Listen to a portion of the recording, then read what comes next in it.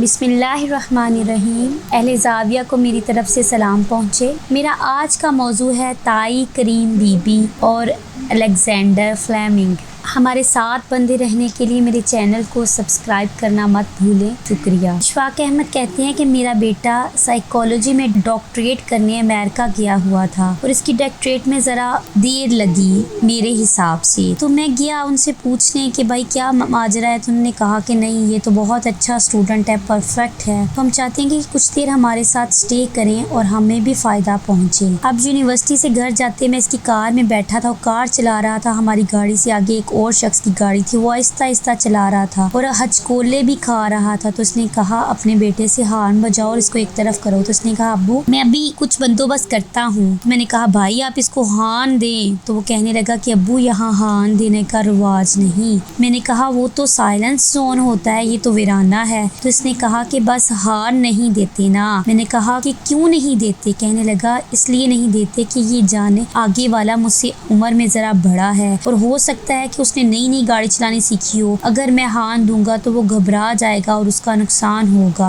तो मैं कहने लगा तो होने दो उसका नुकसान, हमारा क्या जाता है। तो उसने कहा नहीं ये मेरा कुलीग है। तो मैंने कहा ये तुम्हारा क्लास फेलो है। तो कहा नहीं मेरा क्लास फेलो नहीं, बल्कि ये मेरा रोड फेलो है। हम एक ही सड़क पर जा रहे हैं इस रिश्ते से, तो हम एक दूसरे को तंग नहीं कर सकते। तो मैंने कहा बेवकूफ, तुझे ये इल्म हासिल करने के लिए यहाँ भेजा था नालायक आदमी। तुमको कहा था कि PhD करके आओ, तो तुम यहाँ आके मियाऊं मियाऊं से हो गए हो, कितनी बुरी बात है। मैंने इससे कहा देखो वापस अपने घर लाहौर चलो और बेसब्री की जिंदगी बसर करो और वहाँ का ट्रैफिक देखो। यहाँ आकर तो तुम बिल्कुल नालायक हो गए हो। इस आदमी को अपना रोड फेलो बता रहे हो और इसकी इज्जत अफजाई कर रहे हो और इसको नुकसान न पहुँचाने के लिए ये सब कर रहे हो। हम तो वहाँ ऐसे धक्का देकर गुजरते हैं कि इसकी जान निकाल देते हैं। मैंने कहा ये सब्र की बात तुमने कहाँ से सीखी है। इसने कहा सब्र हमारे यहाँ आम है, बल्कि हमारे मुसलमानों में तो सब्र की बहुत तलकीन है और हम इसे पढ़ते पढ़ाते थे, लेकिन इसकी बहुत गहराई के साथ नहीं समझते थे कि इसका मतलब क्या है। यहाँ आकर मुझे अमली जिंदगी का पता चला कि सब्र का अमली मतलब क्या है और इसके क्या फ़वाइद हैं और ये इंसानी जिंदगी को किस कदर इस्तेहकाम अता करता है। ये बात बार बार दोहराई जाती है कि आप इस पर पूरा पूरा भरोसा रखें और जो अल्लाह है वो आपके हर मसले को हल करने के लिए आपका खालिक के तौर पर मौजूद है। ला तक़नतू मिन रहमतिल्लाह, जब तक आपके हाथ में सब्र की डोरी नहीं होगी इस वक्त तक आप ला तक़नतू के मायने नहीं समझेंगे। मैंने कहा भाई ये तो कुछ अजीब सी बात कर रहा है, मैं दीन के बारे में इतना गहरा मुताला नहीं रखता जितना कि तू मुझसे बात कर रहा है। मैं तो चाहता हूँ कि अमल हो, तेजी हो, आगे बढ़ने के लिए कुछ करना चाहिए। इसने कहा कि एक आयरन होती है, आयरन जिसकी एनविल कहते हैं, इसके ऊपर लोहा लोहार रख कर कूटते हैं तो वो बेबस कर देने का सबसे बड़ा सिंबल है ना। इसने कहा जब लोहार आयरन के ऊपर चीजें कूटता है तो कई हथौड़े टूट जाते हैं, लेकिन आयरन अपनी जगह पर कायम रहता है। जब सब्र की बात की तो मुझे अपने बचपन का एक वाक़या याद आ गया। हमारी एक ताई होती थी, ताई करीम बीबी। वो 19 साल की थी जब उसका खाविंद फोत हो चुका। वो एक तेली था और उनके 2 बेटे थे, एक बेटा और एक बेटी। तो इसके बाद ताई करीम बीबी ने सोचा कि मैं अपनी ज़िंदगी खुद बनाऊंगी, बच्चों का बोझ अल्लाह के फजल से साथ लेकर चलूंगी। लेकिन काम तो मुश्किल था, बैल की निगहदाश्त करना, कोलू चलाना, तेल पीलना और फिर इसके बाद शाम के वक्त कंधा लगा के इसको निकालना, बहुत मुश्किल काम थे।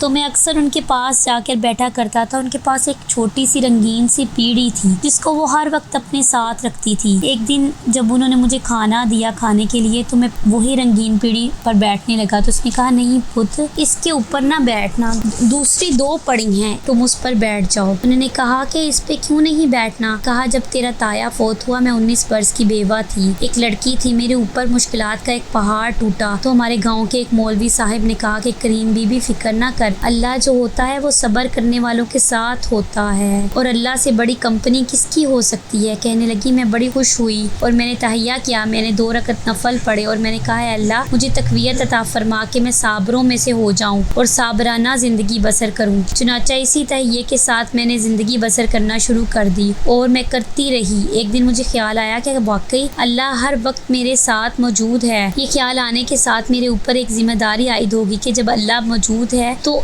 آتا بھی ہے تو میں اس کو بٹھاؤں گی کہاں؟ اللہ کے لیے تو ایک اچھی سی کرسی ہونی چاہیے. وہ میرے ساتھ جو ہے میں نے ایک پیڑھی لے لی, بڑی اچھی سی رنگین سی, اور اس کے اوپر یہ نواز لگائی, اور میں اس کو ہر وقت ساتھ رکھتی ہوں. چنانچہ ان اللہ مع الصابرین, مجھے یقین ہے کہ وہ ہے, اس لیے ہم میں سے کوئی بھی اس پر نہیں بیٹھ سکتا. تو پھر مجھے خیال آیا کہ میرا بیٹا ٹھیک کہتا ہے, اس کی بات وزن رکھتی ہے. اب ہماری تربیت ہی اس انداز میں ہوئی ہے کہ چھتی زیادہ جلدی ترقی کرنے کی خواہش کرنا, زیادہ اوپر چڑھنے کی کوشش کرنا, اور وہ استحکام اور وہ خوبی نہیں ملتی جو انسان کا تو رائے امتیاز ہونا چاہیے. لیکن ذہن میں یہ خیال اور چکنے کے بعد بھی میرا جو دل ہے وہ اس پر ٹکا نہیں. اشفاق احمد کہتے ہیں کہ 1953 کی بات ہے کہ ہمارے یونیورسٹی میں لیکچر دینے کے لیے سر الیگزینڈر فلیمنگ آئے. یہ وہ شخص تھے جنہوں نے پینسلن ڈسکور کی. تو انہوں نے مجھے بتایا کہ دنیا میں سب سے زیادہ شخص صبر کرنے والا شخص جو ہوتا ہے وہ سائنٹسٹ ہوتا ہے. تو یہ میرے لیے ایک نئی بات تھی اور اچنبے کی بات. مجھے مشرقی نوجوان ہونے کی حیثیت سے شاید پہنچتا تھا کہ میں ان کی خدمت میں حاضر ہو کر ان سے پوچھوں کہ سر تفصیل کیا ہے. تو کہنے لگے کہ سائنٹسٹ ہونا کوئی اتنا بڑا کمال نہیں ہوتا, ہم تو بس لیبارٹری میں جاتے ہیں اور لیبارٹری میں حاضر ہوتے ہیں اور چوکس رہتے ہیں اور ہم کوئی کام نہیں کرتے, بس ہم لیبارٹری میں صبر کرتے ہیں. یہ آپ نے تو بارو کیا ہے ہم سے. کہنے لگے ہم اپنی لیبارٹری میں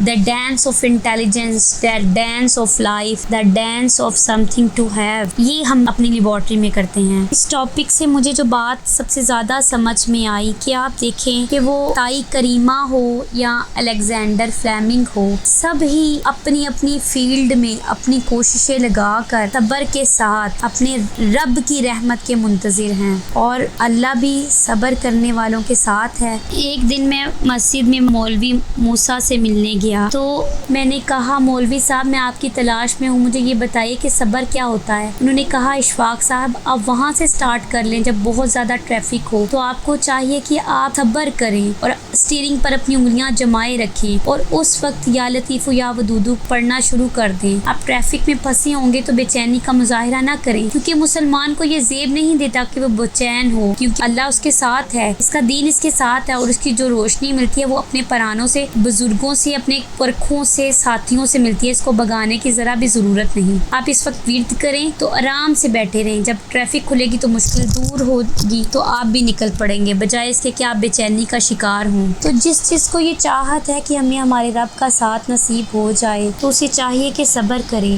چاہے وہ ایک ٹوٹی جھونپڑی میں رہنے والا انسان ہو یا کسی عالی شان محل کا مکین. صبر ہوگا تو اللہ کا ساتھ ہوگا, اور اللہ کا ساتھ ہوگا تو سکون ہوگا. اللہ آپ کو آسانیاں عطا فرمائے اور آسانیاں تقسیم کرنے کا شرف عطا فرمائے. اللہ حافظ.